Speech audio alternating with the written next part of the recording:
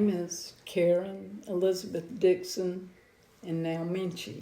I was born in September the 22nd, 1953, to Ruby and Clarence Dixon. And that was my mom and dad. And how many siblings did you have? Okay, I was number 4 out of 6 children. So I have an older sister, Sue. The next sibling is Ernie, who is my oldest brother. Sue and Ernie have passed away at this time. So Eddie is next, then me. I'm number 4, and then Lynn, who is 2 years younger than me, and then Ephraim, who was the youngest, and he's kind of changed his name to John because he didn't like the name. Nobody could pronounce his name. They called him Ep. Ephraim or something like that. But anyway, we moved. We actually came from Jacksonville, Florida, and my mom and dad decided to bring us to Atlanta in 1960, when there were still trolley cars and brick streets in Atlanta. And we lived in this house that was a mansion on, gosh, I can't remember the name of the street, but it was a mansion that was cut in half with 2 apartments. And we lived in one side, and then and it's funny, but on the other side, another Dixon family lived, but they spelled their name Dickson. So we lived up there, and gosh, I was only 6 when we moved up here. And so we went to school up there, and we could walk anywhere around in Atlanta. It was very safe. And, of course, living across the street from the Grant Park, you had a lot you could do. And actually, in 1961, we moved in October, and in 1961, it actually snowed, which was the very first snow we ever really saw. And so the guy next door had a sled, and we took it over to the park, and he let us ride his sled. So in this previous recording of Granny Karen, we can see the ways that she portrays a personal experience narrative. In this personal experience narrative, she begins by introducing herself as well as introducing her siblings and her parents. This helps us better get to know the first person account in the story that she's going to tell. In this story, she tells about how she experienced snow in Atlanta when her and her family first moved there, and how this was her first time ever seeing snow, and how she enjoyed it with her siblings as well as the sledding from the neighbor. So this is a first-person account with counter and side characters that help contribute to the story and make it known. So when Jack and I got married, it was awesome. I mean, we just fell in love, and it did change my life.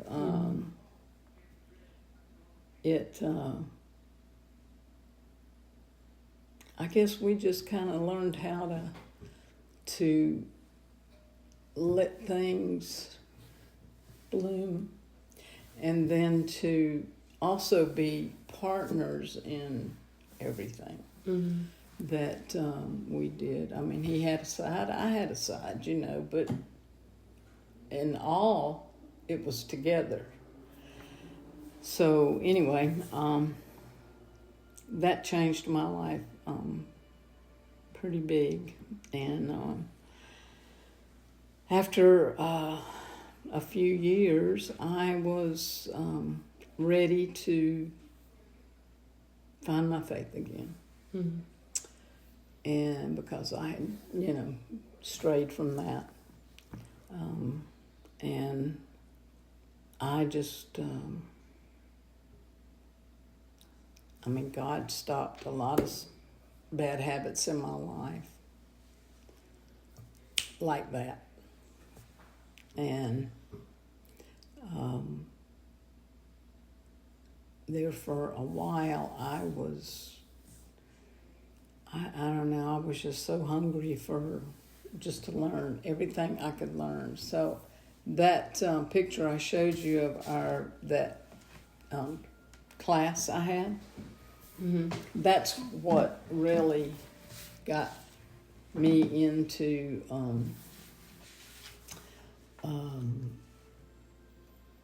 learning about Christ.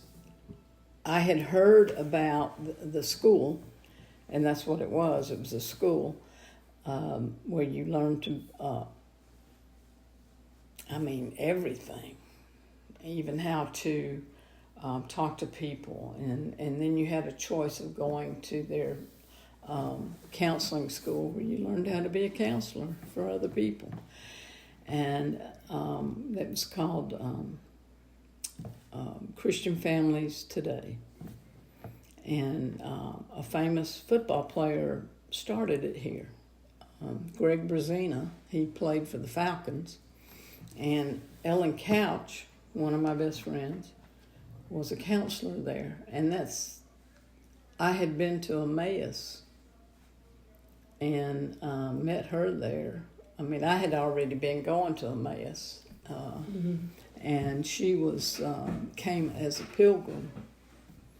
And I didn't know that was her at all. But the day that I walked into her office there, I had heard about the school, and I was looking all over in Eatonton. I was driving all over the place looking for this place.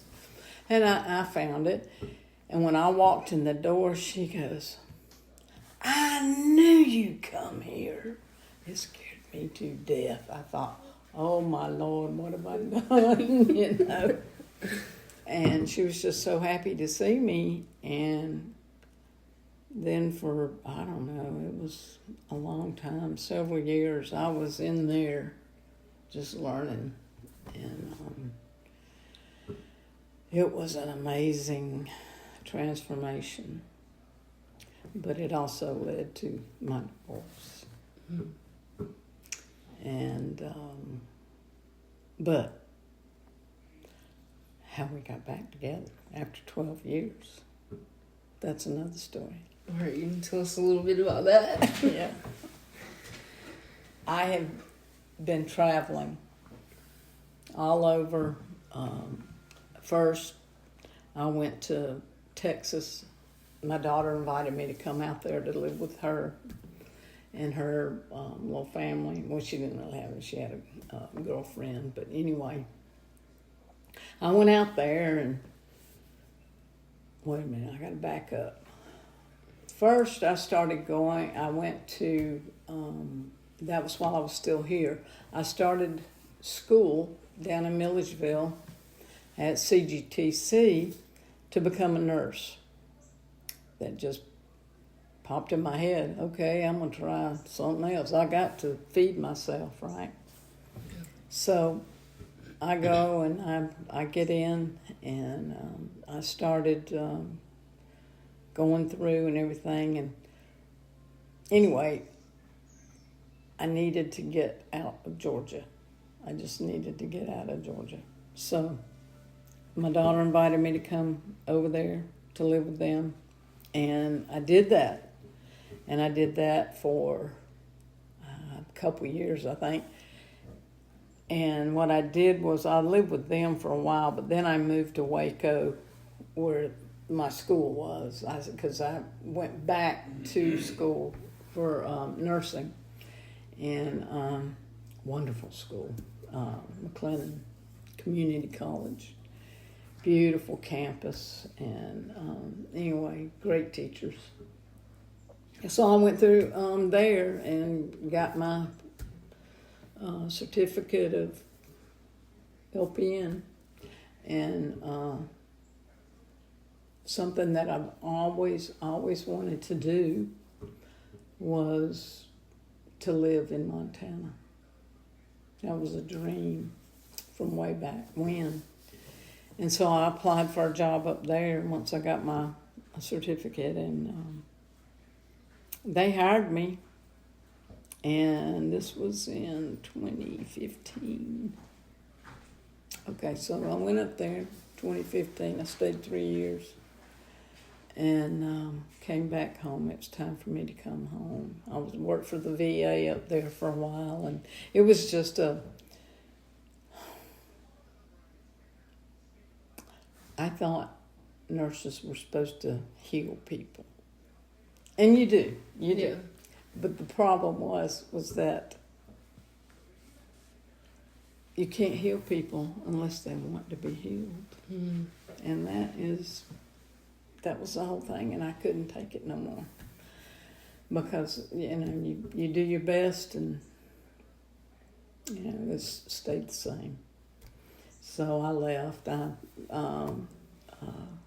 resigned from the VA and came back to Georgia. And my friend Donna Owenby gave me a place to stay.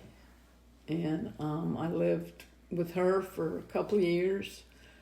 And I bought my land out in Warrenton, Georgia, and built me a house just for me and my friends to go hunting. That's what I did. And after, that was 2018, and everything rocked along for a while, and in 2020, he started calling me. I didn't want to have nothing to do with him because I just didn't know, But this is what happens. He's calling me and talking to me and wanting to. Well, he didn't really want to do anything. He just wanted to talk to me. But what hit me was that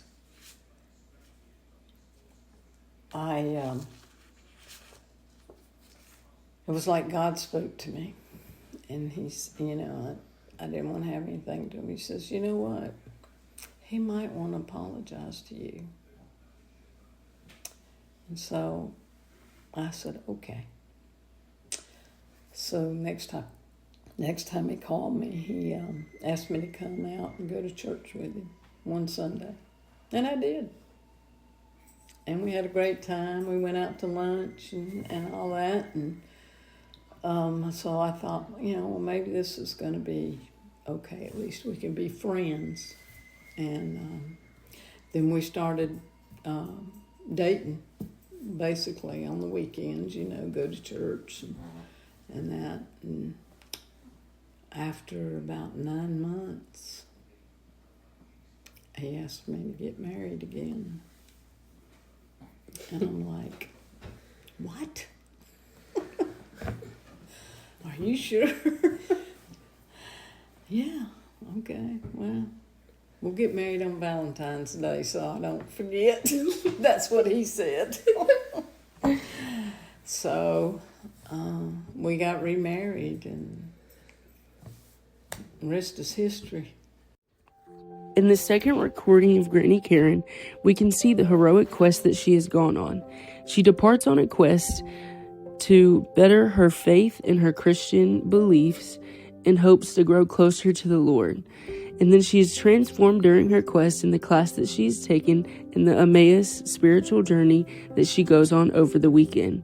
And then Hero returns, transformed, to her now husband, and they end up getting married on Valentine's Day. These are just a few details of the stories that she shares and the journey that she goes on. She departs and gets divorced from her husband. Then she's transformed by a spiritual experience where she gets to know who Christ is in her life. Then she returns to her husband